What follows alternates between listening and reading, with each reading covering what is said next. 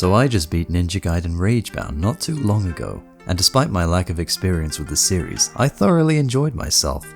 One day a friend of mine showed me the trailer, and seeing the 2D sprite art and fluid animations was enough to catch my attention. So I bought the game on PS5 and live streamed the whole game on my Twitch channel. By the way, please follow me on Twitch, link is in the description, it really means a lot, okay, thank you. So with that said, what is Ninja Gaiden Ragebound? Well, it is a classic style 2D platformer with elements of exploration and even a kill combo, essentially making this a hack and slash of some sort as well. Being a throwback to the 8-bit era, you can feel the essence of how punishing developers made their games back then. And while I wouldn't necessarily consider it soul-crushingly difficult, as there is no live system and a serviceable amount of checkpoints, but the game is no slouch either, as enemies can catch you off guard at any point, and the game emphasizes pixel-perfect timing at all times. Whether it be blocking enemy projectiles, dodging, and pulling off the spin/slash move at a moment's notice. Now like I said earlier, I have no experience with the series outside of Dead or Alive, funnily enough. So I don't know much about the lore of the series, I don't know the current status quo, or where this takes place within the timeline. In fact, I don't think I know anything about the timeline either.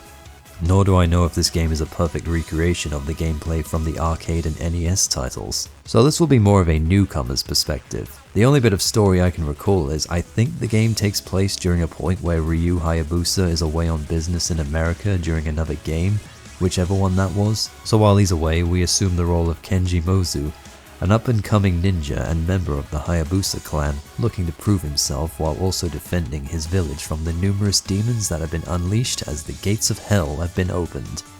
While on his journey, he has a deadly encounter with a demon boss and is nearly killed. However, he is able to be saved by fusing his body with Komori, a ninja who was also captured and is also at near death, and on top of that, she is a member of the Black Spider clan of ninjas.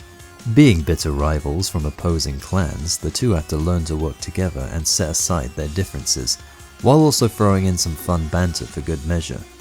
As the two characters, you have a variety of moves, such as the aforementioned dodge that requires pixel-perfect reflexes lest you take damage, this spin/slash move that is performed in mid-air, and while the damage is minimal, it's very helpful in platforming sections as you can use it to bounce off enemies and projectiles. It can also be useful for staying airborne and dodging enemy attacks. As Kenji, you slash enemies with square, and as Komori you can throw kunai in all 4 directions with circle, but doing so will drain the pink gauge at the top of the screen there, so be cautious. Especially when pressing triangle, as that fires a projectile with varying directions and can deal greater damage, but can also drain the meter much faster, so it is best to use those moves sparingly. Another move you can perform is simply known as Supercharge, which is essentially a one-hit kill attack. Very useful against the bigger, tougher enemies, especially the ones with shields, as it can break right through them. How it works is simple. Occasionally you'll come across some enemies that will glow a certain color in a certain way, and you kill the enemy with a weapon belonging to the character corresponding to said color. Blue is for Kenji, pink is for Komori. Anytime one of the tougher enemies appears, chances are a supercharged enemy is right round the corner. Now some could see that as a flaw with the game, as it is essentially handing out superpowered freebies every time they could be useful. And I understand the argument, however there's a few factors to consider.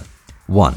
It can be pretty easy to mess up, whether you miss your shot, miss the supercharged enemy, kill the enemy the wrong way, or you just don't use it quick enough, as you only have about a 3-second window before it wears off. 2. By holding square you can sacrifice a bit of health to gain another supercharged attack. Nice risk versus reward system. 3. It is just too satisfying. Kenji slicing them up and Komori outright cremating them. The animations are just so seamless and detailed. One last move is the aptly named Ragebound, where if you press circle and triangle together, Komori can either hurl explosive projectiles all over the screen, or you can create a healing bubble to regain your health. The choice is yours, as both have their uses against enemies and bosses. The environments are nice and detailed, the 2D sprite animations on the characters look smooth and fluid, same goes for the enemies. I especially love the way these red demon enemies run towards you while flailing their arms around. I don't know why, it just looks so funny to me. And some of the other animations look really damn nice, like the flames here, these lava buckets, the flashes of lightning, or this woman's Kamehameha wave. It's all truly great stuff. Same goes for the level aesthetics, as there's tons of variety, like a construction site, rainy rooftops, waterfall caves, a factory, and even some occasional high-speed sections on a jet ski or a motorcycle. I can imagine these types of levels might turn a few heads, as we all know how people feel about vehicle sections in platformers, but I feel they were used appropriately enough while also not overstaying their welcome. And I'm not gonna lie, the enemies in this game can be absolutely ruthless at times, from the way they charge at you, to the way they throw projectiles at you, to the multiple disrespectful ways they can block your attacks. The designs for the enemies all look really cool as well, as there's a lot of variety, from the Hellspawn demons to the Skeletor pirate looking goons, and well, I initially thought these guys were pirates, but I guess they're more like mercenaries, I suppose. One great aspect to the levels are its opportunities for exploration, as you can find various items like these skulls and these beetle things, which can be used to buy upgrades in Master Muramasa's shop. Of the ones I found the most useful would be the one that refills your health after a checkpoint, and the one that allows you to deal more damage at near death, very useful against boss fights. There are upgrades that can even help you get a better ranking in the levels, but the catch is they handicap you in the process, like one of them being what is essentially permadeath. Back on the levels, occasionally you'll come across these flesh nest looking things that allow you to take control of Komuri in her own platforming sections, usually to dispose of any roadblocks you may come across, like using her kunai on these door switches. And these can admittedly be pretty tough, as you're on a strict timer that can only be refilled by these blue orbs, and the enemies here can be quite aggressive, but thankfully, anytime you fail, you just spawn out of it and can immediately try again. Boss fights are also a thing in this game, and they are also pretty good, as they have a lot of varied attacks. Some are in sequence patterns, and some less so. And despite being well telegraphed, I still got massacred multiple times. My favorite part was hitting them with supercharged attacks and just wailing on them as much as possible. So satisfying. And they were difficult enough to kill me a few times, but thankfully it was only a few. Except this horny red bastard over here, he can go straight to hell. I must have spent at least half an hour on this thing.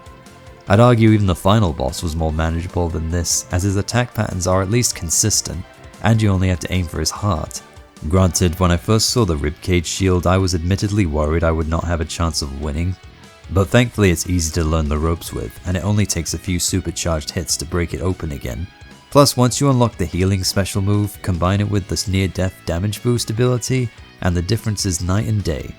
And I'm going to tell you this now, make damn sure you have those moves equipped for the final boss, because you will need them for when he practically nukes the screen.